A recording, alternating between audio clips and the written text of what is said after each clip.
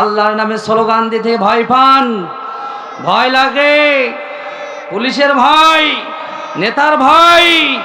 আল্লাহর নামে তাকবীর দেবো, কোনো মানুষের চোখ রাঙানো শুনতে রাজি নয়, ঠিক কিনা বলে? যে তাকবীর কোনো দলীয় স্লোগান নয়। ইতিহাস সাক্ষ্য দিয়েছে, বদরের প্রান্তরে সাহাবীরা কামানের বলে জয়লাভ করে নাই, বিমানের বলে জয়লাভ করে নাই, তারা জয়লাভ করেছে ইমানের বলে, ঠিক কিনা বলেন? মুতারের প্রান্তরে যুবকেরা তাকবীরের ধ্বনি দিয়ে যুদ্ধে বিজয় এনেছে। শুধু তাই নয়, বাংলার জমিন থেকে গৌর গোবিন্দকে শাহজালাল তাকবীরের আওয়াজ দিয়ে পতন ঘটিয়েছে, ঠিক কিনা বলেন?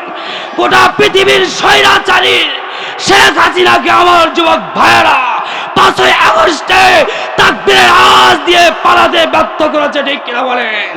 আবার যদি প্রয়োজন হয় কাঁধে কাঁধ মিলিয়ে তাকবীরের আওয়াজ দিয়ে আল্লাহর জমিনে রাজ কায়েম করতে রাজি আছেন কারা কারা? দোয়া তুলে আমার আল্লাহরে দেখা। দুনিয়ায় কোনো মানুষকে ভয় করা চলবে না। যদি ভয় করতে হয় কাকে করতে হবে বলে?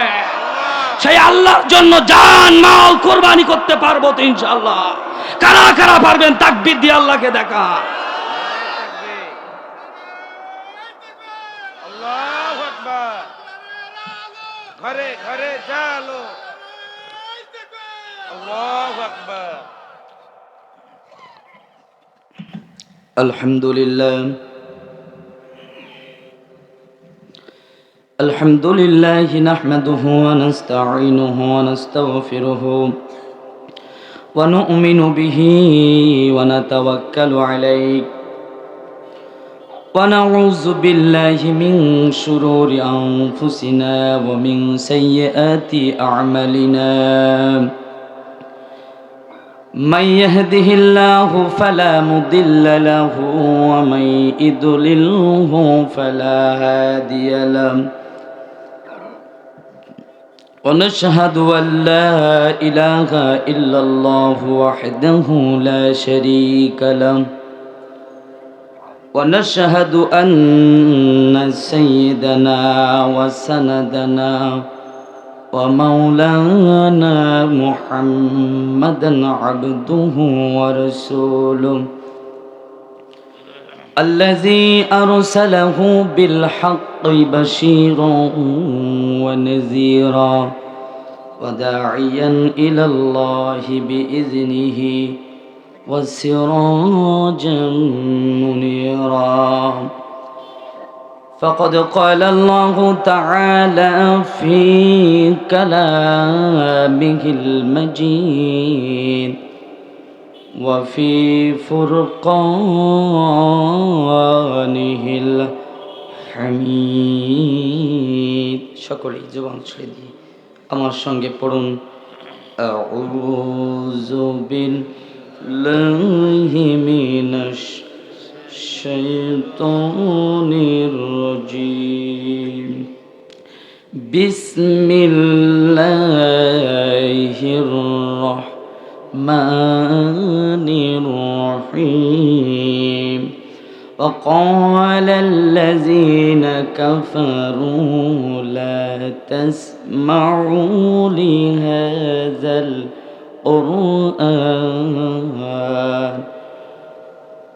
لهذا القرآن والغوا فيه لعلكم تغلبون وقال أيضا يريدون أن يطفئوا نور الله بأفواههم والله متم نوره ولو كره الكافرون قال النبي صلى الله عليه وسلم يوشك أن يأتي على الناس زمن لا يبقى من الإسلام إلا اسمه ولا قرآن إلا رسمه مساجدهم عامرتهم وهي خرابهم من الهدى علماؤهم شرهم من تحت يديم السماء عندهم تخرج الفتنة وفيهم تعود رآه البيهقي وقال عليهم الصلاة والسلام إن الله وملائكته يصلون على النبي يا أيها الذين آمنوا صلوا عليه وسلموا تسليما اللهم صل على سيدنا مولانا محمد وعلى آله মহব্বতের সাথে পড়ুন আল্লাহুম্মা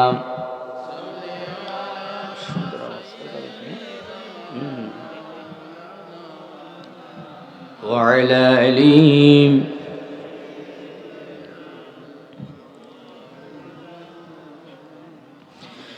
খুলাফায়ে রাশেদার সোনালী দিন কেন যে ফিরিয়ার আসে না সকলে পেতার অধিকার কেন যে প্রাণ খুলে হাসে না ঠিক না খোলাফায়ে রাশেদার সোনালী দিন কেন যে ফিরে আর আসে না সকলে পেতার অধিকার কেন যে মন খুলে হাসে না ধুলির আসনে বসে ওমরের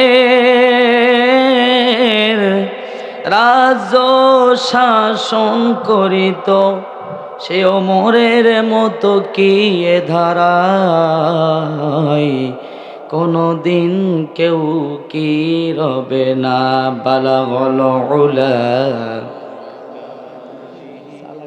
كشف دجى بجماله حسنت جميع خصاله সাল্লু আলাইহি ওয়া আলিহি জিকির করুন লা ইলাহা লা ইলাহা মোহাব্বত লা ইলাহা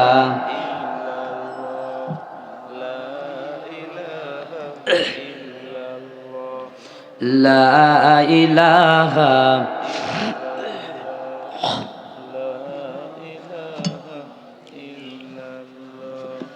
لا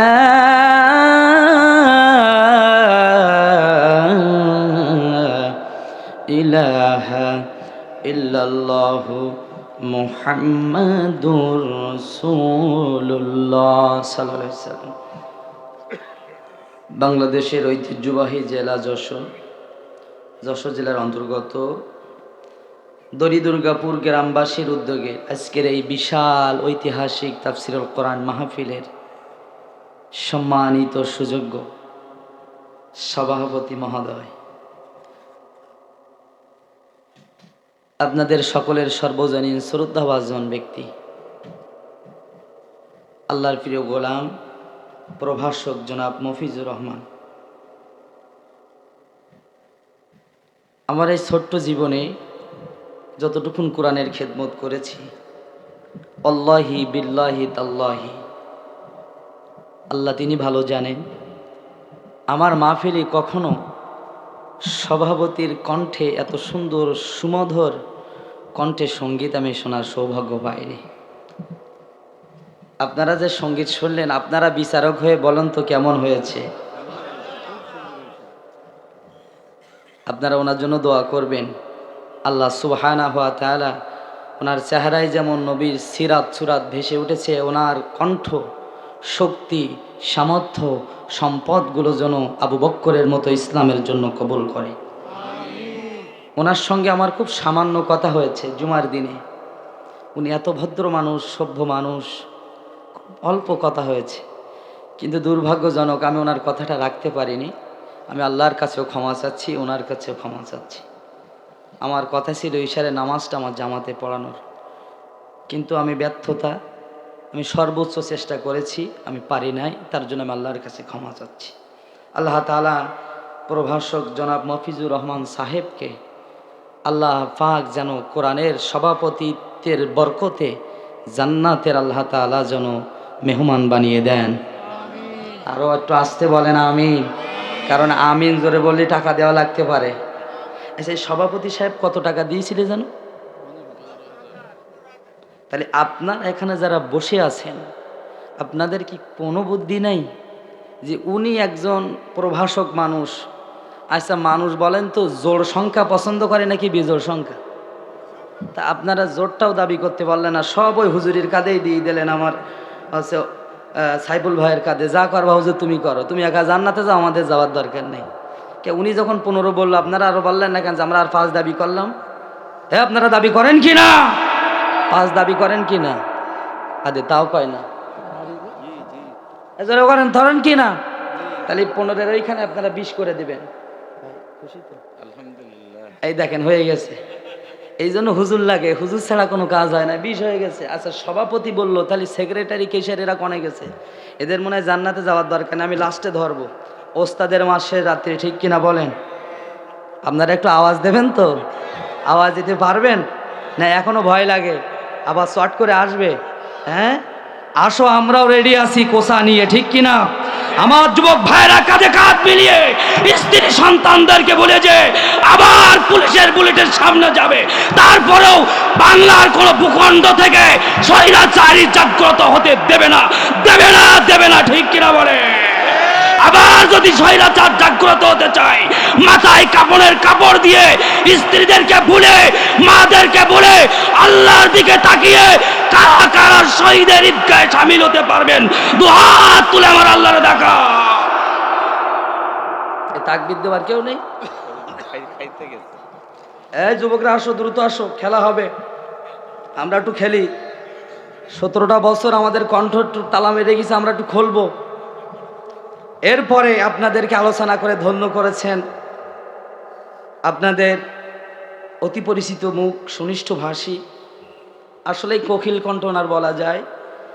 কত সুন্দর কণ্ঠ উনি দিয়েছেন। আল্লাহ তাআলা ওই কণ্ঠকে যেন ইসলামের জন্য কবুল করেন, পড়ে না আমি। আমি যতটুকু জানি উনি মজলুম আলেম, আল্লাহ তাআলা কোরআনের খেদমতে আল্লামার কাতারে শামিল করেন, পড়ে না আমি। এরপরে আমি অধম যার দাওয়াতে এসেছি, যার পায়ের ধুলা সমানও আমি নই, তিনি অনেক বড় মাপের একজন আলেম, আপনাদের মসজিদের সম্মানিত খতিব সাহেব, এই যে সামনে মসজিদের, উনি বাংলাদেশ এবং ভারতের জনপ্রিয় একজন বক্তা। আমাদের মতন ছেঁড়াফাটা বক্তা না, জনপ্রিয়, অতি জনপ্রিয় একজন বক্তা। আমার শ্রদ্ধেয় বড় ভাই হাফেজ মাওলানা ওমর ফারুক, নব্বারাল্লাহু মারকাদাহু ওয়া জাআলাল জান্নাতা মাসওয়াহু, জোরে পড়েন আমিন। এবং আমার ভাই অত্যন্ত সময়ের মর্যাদা দেন। উনি আমাকে পর্যন্ত বকাবকি করেছেন যে আমার ইশারের জামাতে পড়ার কথা, আমি কেন পড়লাম না। আসলে সমস্যা হয়ে গেছে, আমি যে গাড়িতে এসেছি পথে এক জায়গায় ঝগড়া বেঁধে গেছে, এমন ঝগড়া দেখবেন গাড়িওয়ালাদের ঝগড়া বাঁধলে ছাড়াতে চায় না, আর এখানে কোনো ওয়াজ নসিহত খাটে না। আর এখন ওখানে আমি যে এই যে একটা কোরআন হাদিসের কথা বলবো, আবার কেরা কন্তেসি চর্চাটা মারে, কারণ স্বৈরাচার এখনো পর্যন্ত লুকিয়ে আছে, ঠিক কিনা বলেন? তারা কোনো সময় তাবলিগ নিয়ে মাঠে নামতেছে, কোনো সময় রিক্সা নিয়ে মাঠে নামতেছে, কোনো সময় হিন্দু হয়ে মাঠে নামতেছে, কোনো সময় লাম্বা জুব্বা দিয়ে মাঠে নামতেছে। কিন্তু আমরা চোখ বন্ধ করে নেই, আমরা চোখ খুলে রেখেছি। আমরা জীবন্ত ওলি আল্লামা শফিকুর রহমান সাহেবের নেতৃত্বে আমরা রয়েছি। খবরদার, খবরদার, মুসলিম জাতির ঘুম তোমরা ভাঙিয়ে দিও না। আমরা সিংহের জাতি, আমরা দমন হতে শিখিনি, আমরা মাথা উঁচু করে বাঁচতে শিখেছি, ঠিক কিনা বলো? তোমরা আমাদের নির্যাতন দিয়েছো, জেল জরিমানা দিয়েছো, বাড়ি ছাড়া করেছো, সম্পদ কেড়ে নিয়েছো, মামলা হামলা দিয়েছো, তারপরে আমাদেরকে দমন করতে পারো নাই।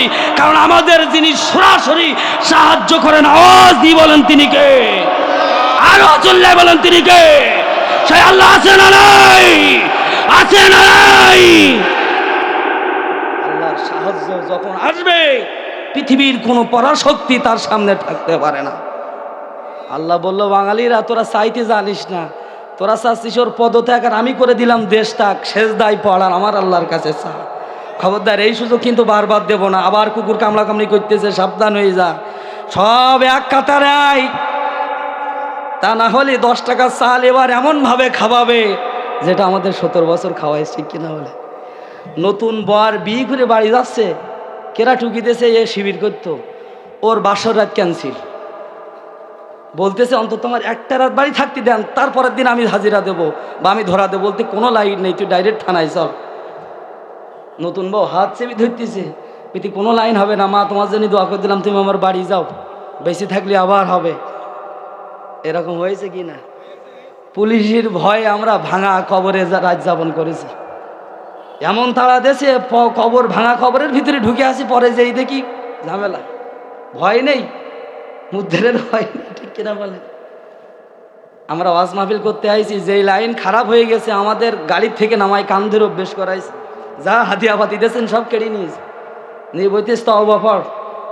আমাদের তওবা পড়াইছে, ঠিক কিনা বলেন? আমাদেরও তওবা পড়াইছে। মরার সময় আমরা তওবা পড়াই, কালেমা পড়াই, আর আমাদের গাড়ির থেকে নামাই। কেন তুই কেন? কোরআন হাদিসে কি সব ওর বিপক্ষে? আমাদের পক্ষে কোনো আয়াত নেই। তোমরা হুজুরিরা সব ওর পক্ষে। আমরা যে রাস্তা করি, এই কারেন্ট দিলাম, এই বাথরুম করে দিলাম, এই ঘর করে দিলাম, তা আমাদের নামে কোনো আয়াত কোরআনের ভিতরে নেই, সব আমাদের বিপক্ষে। এরকম আমরা হুজুরিরাও কি করব? পিঠ বাজারের কারণে ওদের পক্ষেই বলি, কি করব, উপায় নাই। সৌদিরা মসজিদ বানানোর জন্য টাকা দিয়েছে, এখন সব জয় বাংলা। সৌদিরা বললো আমরা লক্ষ লক্ষ মিলিয়ন বিলিয়ন টাকা দিলাম, আমাদের কোন জায়গায় নাম নিশানা নেই, সব বাবা ছবি দেখায় নাকি। আমি যে দান করলাম, তা আমার নামটা তো একটু বলবি, কবুল হোক আর না হোক, ঠিক কিনা? সব বাথরুমই পর্যন্ত বাবা ছবি। আচ্ছা বলেন, বাথরুমের ভিতরে ছবি দেওয়ার কি দরকার? মানুষ সারাদিন কষ্ট করার পরে একটু নিরিবিলি জায়গা, অনেক বাবাজিরা আছে স্ত্রীর ভয়ে, বৌমার ভয়ে বিড়ি সিগারেট খেতে পারে না, বাথরুমে যেয়ে কেউ কোনো ডিস্টার্ব করে না, ওইখানে যে একটু রিল্যাক্সে খায়, সেখানে বাবা আর মেয়ের ছবি। আচ্ছা, তা বাথরুমের ভিতরে দেওয়ার কি খুব দরকার? রাস্তা ঘাটে, কালভার্ট, ব্রিজ, মসজিদ, মাদ্রাসা, কবরস্থান, খেলার মাঠ, পড়ার মাঠ, কোনো জায়গায় বাকি নেই। মানুষের শেষ ঠিকানা বাথরুম, সেখানেও ছবি লাগাই রেখেছে। কি করবে? মানুষের কোনো গতি ছিল না, ঠিক কিনা বলেন? জয় বাংলা জয় বাংলা জিকির করতে করতে মানুষ বেঈমান হয়ে মারা গেছে। অথচ ওই পরিমাণ যদি আমার আল্লাহকে ডাকতো, আল্লাহর কসম, ইমান নিয়ে দুনিয়া থেকে বিদায় নিতে পারত। আপনি কি করলেন? আমরা তো সারাটা জীবন মুসার কথা বললাম। মুসার এগেনস্টে কে? ইব্রাহিম আলাইহিস সালামের কথা বললাম, তার সাথে কে? তাহলে আমরা এগুলো আজ করিনি হুজুরিরা? আমরা বললাম আফা তোমার কিন্তু পদত্যাগ হবে, তুমি কিন্তু বেইজ্জতি হবা, অসম্মান হবা, আমাদের কথা শুনিনি। এমন বেইজ্জতি হয়েছে, মানে এমনভাবে আল্লাহ লজ্জিত নিকৃষ্ট করেছে যে কথার মুখে বলা যায় না। যে দৃশ্য দেখিয়েছে, অথচ সে সারাটা জীবন মিথ্যা কথা বলেছে। তার ঘরের থেকে একটা জায়নামাজকে খুঁজে বাইর করতে পারেনি, ঠিক কিনা? তো তিনি কিভাবে নামাজ পড়তো এটা আমার জানা আসে না। আমরা কোনো ধোঁকাবাজিকে এই ক্ষমতার, এই বাংলার সব থেকে বড় সম্মানের মসনদে আমরা আর বসতে দেব না। আওয়াজ দিয়ে বলেন ঠিক কিনা? কোনো মাতালকে আর আমরা চাই না। চাই আমরা তাকে চাই যাকে দেখলে রসুলের কথা মনে পড়বে। আমরা তাকে চাই যাকে দেখলে রসুলের আদর্শ মনে পড়বে। আমরা তাকে চাই যারা গরিবের হক ফাঁকি দিয়ে খাবে না। আমরা তাকে চাই যারা রাস্তায় নির্দয়ভাবে মানুষকে দুনিয়া থেকে হত্যা করবে না। আমরা তাকে ক্ষমতার মসনদে দেখতে চাই যারা ছোট ছোট মাসুম বাচ্চার কাছ থেকে তার বাবাকে কেড়ে নেবে না। আমরা তাকে ক্ষমতার মসনদে দেখতে চাই স্ত্রীর কাছ থেকে স্বামীকে কেড়ে নেবে না। আমরা তাকে ক্ষমতার মসনদে দেখতে চাই যে মায়ের কাছ থেকে সন্তানকে কেড়ে নেবে না। আওয়াজ দিয়ে বলেন ঠিক কিনা? কোন মাতাল, চিটার, বাটপার, জুয়াখোর, চোর বাটপারকে আমরা এই ক্ষমতার সম্মানিত মসনদে আর বসতে দেব না। যদি এক সাগর রক্তের প্রয়োজন হয়, আবার যদি যুদ্ধে নামতে হয়, কারা কারা প্রস্তুত রয়েছেন তাকবীর দিয়ে আমার আল্লাহকে দেখায় দেয়। আর আমরা ছাড় দেব না, তা যা হয় হবে, ঠিক কিনা বলেন? মুরব্বীরা খেবলি থামানো যায়, মধ্যবয়সী খেবলি থামানো যায়, কিন্তু যুবক কিন্তু থামানো যায় না, ঠিক কিনা? থামানো যায়? যুবকরা এখনো বেঁচে আছে, যুবকরা দলে দলে ইসলামের ছায়া তলে আসছে। যুবকদেরকে তোমরা পথভ্রষ্ট করতে পারবে না। যুবকরা দলে দলে ইসলামের কালিমার পতাকা তলে তারা আসছে, ঠিক কিনা বলে? আজকের এই মাহফিলে যুবকদের অবদান আছে না নাই? যে মা তাদের গর্ভে ধরেছে, আল্লাহ তাআলা তাদের পেটগুলো জান্নাতের বাগান বানিয়ে দিন, পড়ে না আল্লাহ। আমার ভাইয়েরা, অনেক মানুষ বাজারে ঘোরাঘুরি করছে, আমি বুঝলাম না তাদের বিবিকে কি হয়েছে। এই যে লক্ষ টাকা খরচ করে আমার যুবক ভাইয়েরা কতদিন বাড়িতে খেতে পারে না, ঘুমায় না, দিন রাত একাকার করে তারা এই পরিশ্রম করেছে, এত বড় একটা আয়োজন করলো, প্যান্ডেল করলো। এটা তো মনে হয় ওই যে যুবকরা করেছে এখান থেকে এই টাকা পয়সা উঠাই সব ওরা ঘর বাড়ি তৈরি করবে। না মানে হ্যাঁ, না মানে হ্যাঁ, তারা করবে। ওই যুবকরা তো আপনাদেরই সন্তান, আপনারা তাদের উৎসাহ দেবেন না? তা উৎসাহ বাজারে যেয়ে দেবেন। ওরা তো চাইলে এখানে গানের অনুষ্ঠান করতে পারতো, গানের কনসার্ট, ঠিক কিনা বলেন বাপ? তাই তো। তা ওরাই যে জান্নাতের বাগান সাজলে, এই এলাকায় যত মানুষ মৃত্যুবরণ করেছে, এই কোরআনের ইজ্জতে আজমাতের বরকতের বিনিময়ে আল্লাহ তাআলা তাদের কবরগুলো জান্নাতের বাগান বানিয়ে দেবেন। আপনারা যারা বসে আছেন, এটা দুনিয়ার কোনো ক্ষেত না, দুনিয়ার সাধারণ জায়গা না, এটা রসুলের ভাষ্য অনুযায়ী জান্নাতের বাগান। আরে মিয়া, দুনিয়ায় যদি আপনার জান্নাতে বসা অভ্যাস না করেন, আল্লাহ যদি আপনাকে জান্নাতে দেয়, তা সেখানে বসবেন কেমন করে? এই অভ্যাস করেন। আমি আবারও দৃষ্টি আকর্ষণ করছি, যারা বাইরে রয়েছেন দয়া করে অতি অল্প সময়ের মধ্যে উজু স্থানটা ক্লিয়ার করে আপনারা মাহফিলের ময়দানে আসবেন, পড়েন আমিন। আল্লাহ তাআলা তাদেরকে হেদায়েতের মালা পরিয়ে দেন, পড়েন আমিন। আজকের এই মাহফিলের যিনি সুন্দরভাবে গঠনতন্ত্র দিয়ে পরিচালনা করে আপনাদেরকে ধন্য করেছেন, আমার কলিজার টুকরা ওমর ফারুক ভাইয়ের কলিজার টুকরা সন্তান, বাপ কো বেটা, ঠিক কিনা বলেন? আমি তো শুনে অবাক যে আপনার ছেলে খতিব, বিশাল ব্যাপার। আল্লাহ তাআলা আমার ভাইয়ের ছেলেকে আব্দুল্লাহ বিন ওমর, আব্দুল্লাহ বিন ওমর, আমার ভাইরা, আল্লাহ তাআলা যেন আমার আব্দুল্লাহকে ওমরের সাথে কবুল করে, পড়ে আমিন। আল্লাহ তাআলা তার ইলমের ভিতরে আরো বারাকা দান করুন, পড়ে না আমিন। আরো জোরে পড়েন আমিন। সাথে সাথে যাদের বাসায় খেয়েছি, অত্যন্ত অনুষ্ঠানকে বাস্তবায়ন করার জন্য যারা সময়, বুদ্ধি, মেধা, শ্রম দিয়ে সাহায্য সহযোগিতা করেছেন এলাকাবাসী, যুবক সমাজের উদ্যোগে, যুবকদের পক্ষ থেকে আমি নিজে যুবক, আপনাদেরকে নান্দনিক অভিনন্দন ও শুভেচ্ছা। এবং আপনারা প্রধান আকর্ষণ, প্রধান মেহমান, এক ঝাঁক কোরআনের পাখি, পদ্মার অন্তরালে আমার সম্মানিতা শ্রদ্ধা কলিজার টুকরা একান্ত আপনজনের মা ও বোনেরা, আমি আবারও সুন্নাহ তরিকা অনুযায়ী আরেকটি বার সালাম জানাই। আসসালামু আলাইকুম ওয়া রাহমাতুল্লাহি ওয়া বারাকাতুহু। ওয়ালাইকুম আসসালাম ওয়া রাহমাতুল্লাহ। আপনারা সকলেই কেমন আছেন? আরো জোরে কন, আরেকটু জোরে বলেন।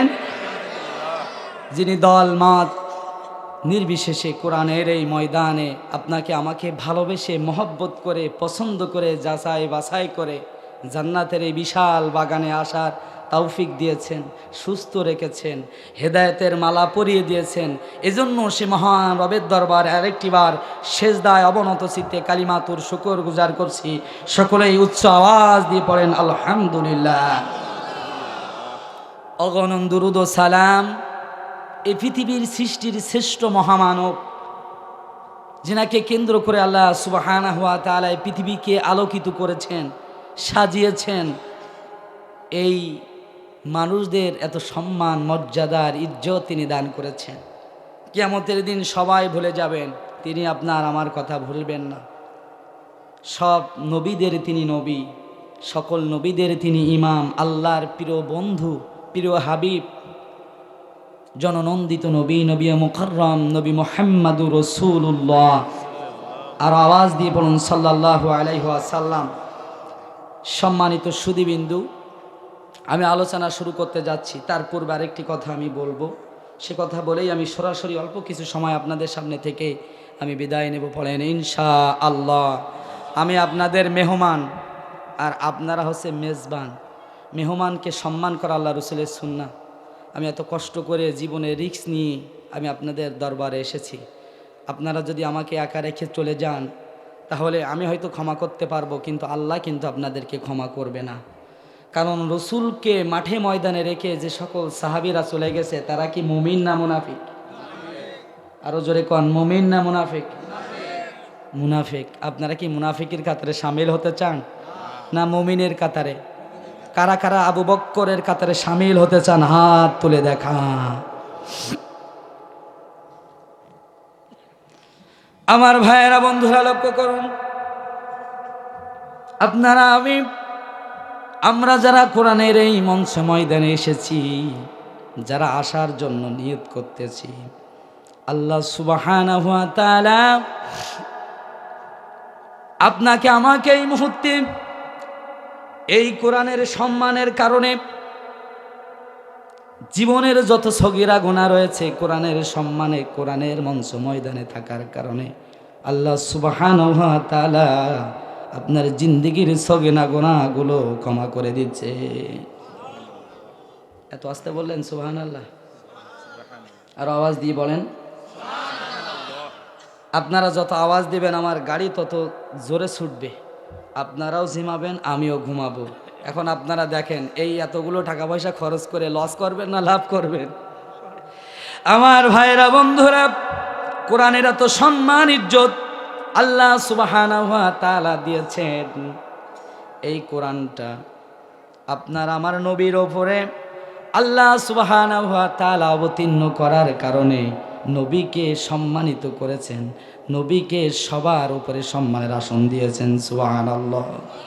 শুধু তাই নয়, এই কোরআন লাউহে মাহফুজ সংরক্ষিত থাকার কারণে লাউহে মাহফুজ আল্লাহর কাছে সম্মানিত হয়েছে। আরো আসতে কোন সুবহানাল্লাহ। শুধু কি তাই, এ কোরআন হেরে গোয়া অবতীর্ণ হওয়ার কারণে হেরা গোয়া সম্মানিত হয়েছেন। এ কোরআন যে দিনে এসেছে সে দিনটাকে আল্লাহ তাআলা সম্মানিত করেছেন। এ কোরআন যে মাসে এসেছে সে মাসটাকে আল্লাহ সম্মানিত করেছেন।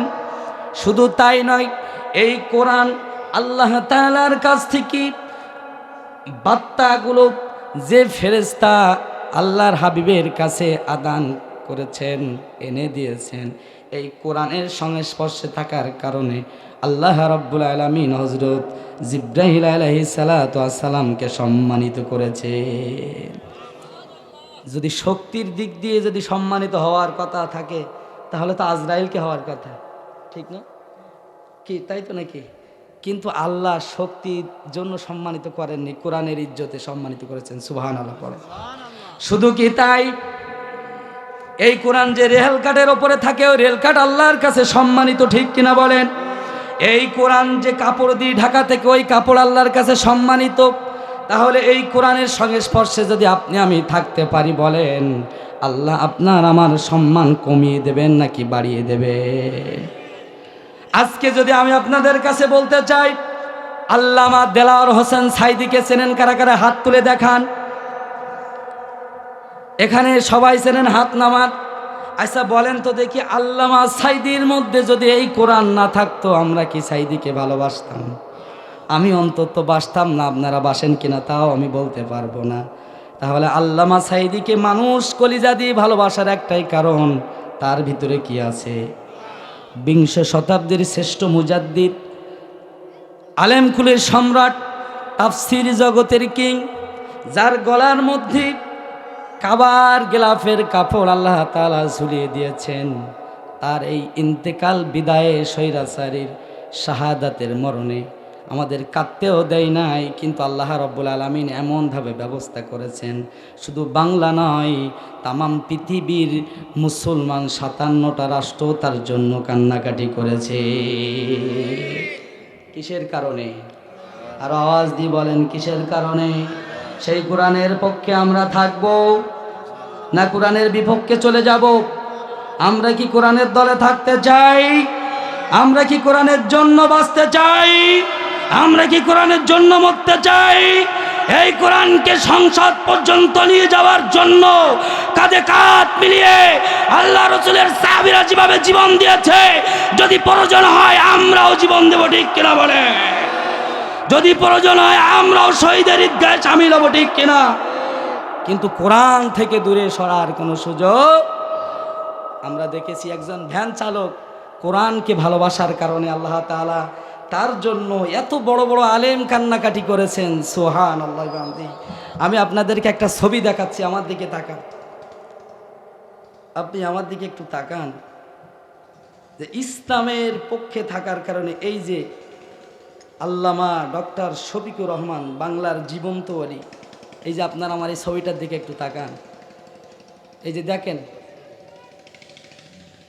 একেবারে একজন ভ্যান চালক, কি কুৎসিত চেহারা, এত বড় মাপের একজন মহান ব্যক্তি, যিনি বাংলাদেশের এত বড় একটি দলের প্রধানের দায়িত্বে রয়েছেন, এত জীর্ণ শীর্ণ একজন ব্যক্তিকে বুকের ভিতরে জড়িয়ে নিয়েছেন। সুবহানাল্লাহ কইতে মন চায় না। আর আমরা জীবনে এমন নেতা পেয়েছি, স্বাধীনের পর থেকে ভোটের আগে সালাম দেয়, আর ভোটের পরে সালাম দেয়। কেন দেবে? যে ওই ভোটের আগে আমরা 500 টাকা হাত পেতে নিয়েছি, ইমানটা তুচ্ছ মূল্যে বিক্রি করে দিয়েছি, আছি না নাই? আর করব? কারা কারা করবেন না হাত তোলেন। তাহলে এই মানুষগুলো কি ভোট বিক্রি করেছিল? তাহলে হাত তুললেন যে? খবরদার, খবরদার, এই কাজ আমরা করব না। আমরা কিসের পক্ষে থাকব? আমার ভাইয়েরা, বন্ধুরা, এবার আমার দিকে তাকান। আমি পবিত্র কুরআনুল কারীমের মধ্য থেকে একখানা আয়াতে কালিমা আমি পাঠ করেছি। আল্লাহ পাক বললেন, ওয়াকালাল্লাযীনা কাফারু লা তাসমাউ লিহাযাল কুরআন।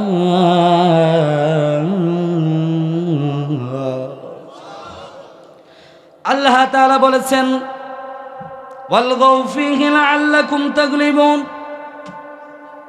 ১৫০০ বছর আগে আল্লাহ পাক যখন এই কোরআন অবতীর্ণ করেছেন, সে যুগের কাফের আবু জেহেল, উতবা, ওয়ালিদ ইবনে মুগিরা, উতাইবা, কাফের গোষ্ঠী, মুনাফিকের গোষ্ঠী, তারা বলেছিল কোরআন চলতে দেবে না। কোরআনের কোনো বিধান সমাজে, পরিবারে, রাষ্ট্রে, ব্যক্তিগত জীবনে কায়েম করতে দেবে না। কোরআন দিয়ে সমাজ চালাতে দেবে না, কোরআন দিয়ে পরিবার চালাতে দেবে না। তাহলে কি দিয়ে চালাতে বলতেছে? বাপদাদার ধর্ম, মন গড়া। এখন আমি আপনাদের কাছ থেকে বলতে চাই, কেউ যদি জীবনে মন গড়া জীবন জিন্দিগি চালায়, মন যা চায় ওইভাবে চালায়, মানব রচিত কোনো নিয়ম কানুন মতদর্শের ওপরে যদি জীবনকে অটুট রাখে, বলেন তো ওই জীবন আমার আল্লাহর কাছে কোনো দাম আছে নাকি? আল্লাহ পাক বললেন, ইন্নাদ-দীনা ইনদাল্লাহিল ইসলাম। নিশ্চয় আমি তোমাদেরকে এই ইসলাম মনোনীত করেছি, কবুল করেছি, পছন্দ করেছি। শুধু তাই না, আল্লাহ পাক বললেন, ইয়া আইয়ুহাল্লাযীনা আমানু দুখুলু ফিস-সিলমি কাফা ওয়া লা তাত্তাবিউ খুতুওয়াতিশ শাইতান।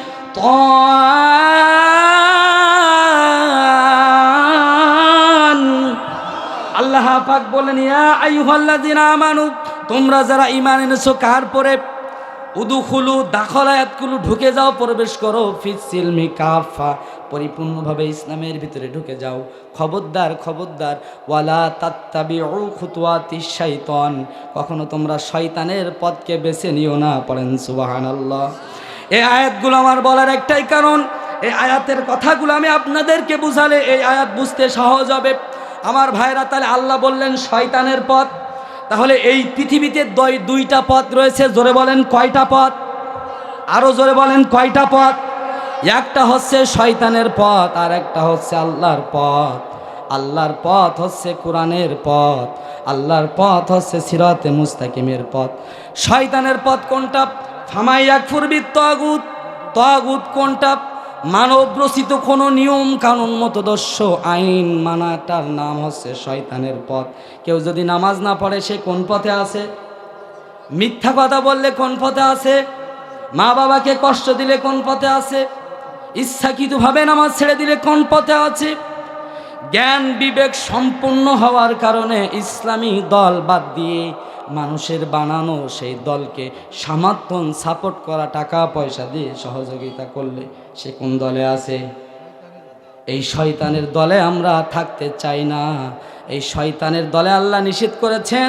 আল্লাহ তাআলা এবার বললেন, ওয়ামাই ইয়াবতাগি গায়রাল ইসলাম দীনান ফালা ইউকবালা মিন ওয়া হুয়া ফিল আখিরাতি মিনাল খাসিরিন। আল্লাহ পাক বললেন, ওয়ামাই ইয়াবতাগি গায়রাল ইসলাম, যদি ইসলাম বাদ দিয়ে কোনো ধর্ম, মত, পথ, মানব রচিত কোনো নিয়ম কানুন আদর্শকে যদি তুমি নিজের জীবন, পরিবার, সমাজ, রাষ্ট্র পরিচালনা করো, ফালাই ইউকবালা মিন, আমি আল্লাহ রব্বুল আলামিন ওই আমলগুলো, ইবাদতগুলো ধুলি কোনায় উড়িয়ে দেব। পড়েন নাউজুবিল্লাহ। ওয়াহুয়া ফিল আখিরাতি মিনাল খাসিরিন। আল্লাহ পাক বললেন, শুধু উড়িয়ে দিয়ে ক্ষান্ত নয়, কিয়ামতের দিন বান্দা আমি তোমার দিকে ফিরেও তাকাবো না। আল্লাহ তাআলা বলছেন, যদি তুমি ইসলাম বাদ দিয়ে কোনো ইবাদত বন্দেগী করো, ফালাই ইকবালা মিন ওয়া হুয়া ফিল আখিরাতি মিনাল খাসিরিন।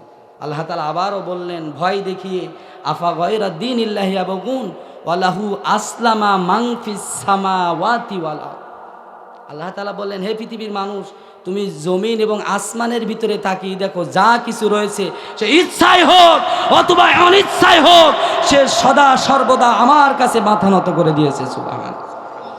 ইসলাম থেকে চাইলে আপনি বাদ দিতে